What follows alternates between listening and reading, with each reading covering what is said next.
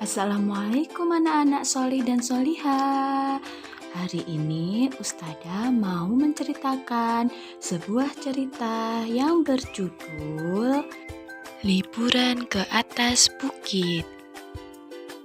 Langit yang semula cerah tiba-tiba berubah mendung. Matahari bersembunyi, angin bertiup sangat kencang. Guntur bersahutan, petir menyambar bergantian di angkasa. Tak lama, hujan pun turun dengan deras. Oci dan Ojan berlarian menghindari hujan. Mereka memilih berteduh di pos ronda. Duh, bagaimana nih? Hujan tiba-tiba turun, kata Oci. Kalau begini caranya, kita akan terlambat sampai di rumah Aki, keluh Ojan. Wajah mereka berubah menjadi cemas. Hari ini, Oji dan Ojan akan berkunjung ke rumah Aki Hanafi. Rumah Aki Hanafi berada di atas bukit. Teman-teman sudah menunggu di rumah Aki. Mereka akan berangkat bersama-sama.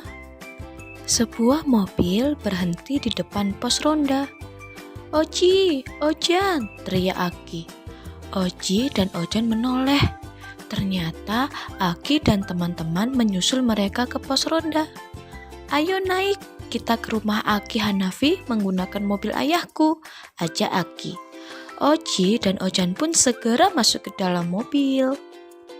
Tiba di rumah Aki Hanafi, Ojan langsung bercerita. Ia bercerita tentang hujan lebat yang turun di perjalanan. Ojan tahu tidak dari mana hujan itu turun, tanya Aki Hanafi. Tentu saja dari langit, sahut Ojan semangat. Aki Hanafi tertawa. Betul, lebih tepatnya hujan berasal dari awan yang bertemu karena dorongan oleh angin, menyebabkan petir dan hujan. Umi pernah bilang bahwa Allah sudah menjelaskan tentang hujan di dalam Al-Quran, kata Oji. Ya betul, Aki Hanafi mengangguk. Sebelum ilmu pengetahuan modern menerangkan tentang proses terjadinya hujan, Al-Quran sudah lebih dulu menjelaskannya.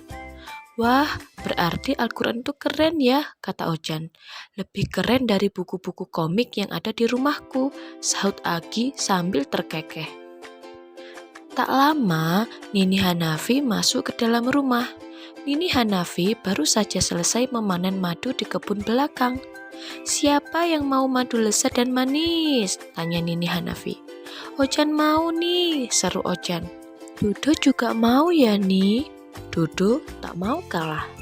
Semua berlomba mengangkat tangan. Mereka ingin mencicipi madu hasil peternakan lebah Aki dan Nini Hanafi.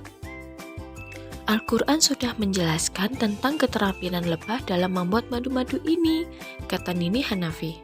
Ojan tahu, pasti ada di surat An-Nahl ya, seru Ojan. Iya kan? Loh, Ojan sudah tahu ya? Tanya Aki Hanafi. Ada di ayat berapa, Jan? Ojan lalu terkekeh. Hihihi, Ojan tidak tahu ayatnya, Ki. Ojan hanya menebak saja. An-Nahl itu kan artinya lebah. Aki, Nini, dan teman-teman yang lain tertawa. Mereka mengira Ojan sudah tahu ayatnya. Ternyata cuma menebak saja. Aki melihat gunung tinggi menjulang yang ada di belakang rumah Aki dan Nini Hanafi. Aki, itu gunung apa namanya? Itu namanya Gunung Halimun, jawab Aki Hanafi. Tinggi sekali ya, Oji tampak kagum. Siapa yang tahu fungsi gunung-gunung? Tanya Aki Hanafi. Anak-anak menggeleng. Gunung-gunung berfungsi sebagai penyeimbang bumi. Allah sudah menjelaskannya di dalam Al-Quran, jelas Aki Hanafi. Semua memandang takjub. Ternyata Al-Quran tidak hanya berisi aturan dan larangan Allah Subhanahu wa Ta'ala saja, tetapi juga menerangkan tentang ilmu pengetahuan.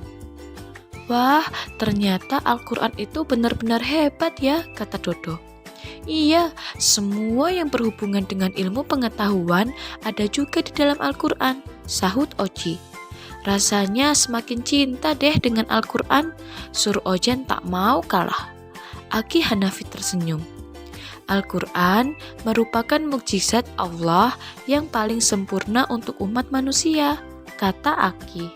Tiba-tiba, Nini Hanafi keluar dari dapur sambil membawa ubi rebus dan bajigur yang masih hangat. Ayo, ayo, siapa yang mau ubi rebus dan bajigur hangat? Tanya Nini Hanafi. Semua langsung menyerbu Nini Hanafi. Nyam, nyam, enak sekali. Dingin-dingin menyantap ubi rebus dan bajigur hangat. Aki, kalau ubi rebus dan bajigur ada juga tidak di dalam Al-Quran? Celetuk Ojan. Aki dan Nini Hanafi langsung tertawa. Teman-teman yang lain juga ikut tertawa. Ojan, Ojan, ada-ada saja ya kamu ini. Nah, itu tadi cerita yang dapat disampaikan Ustadzah. Semoga dengan cerita yang disampaikan Ustadzah tadi, anak-anak dapat semakin mencintai Al-Quran dan anak-anak dapat memetik pelajaran yang baik dari cerita tadi. Cukup sekian ya cerita dari Ustadzah. Assalamualaikum warahmatullahi wabarakatuh.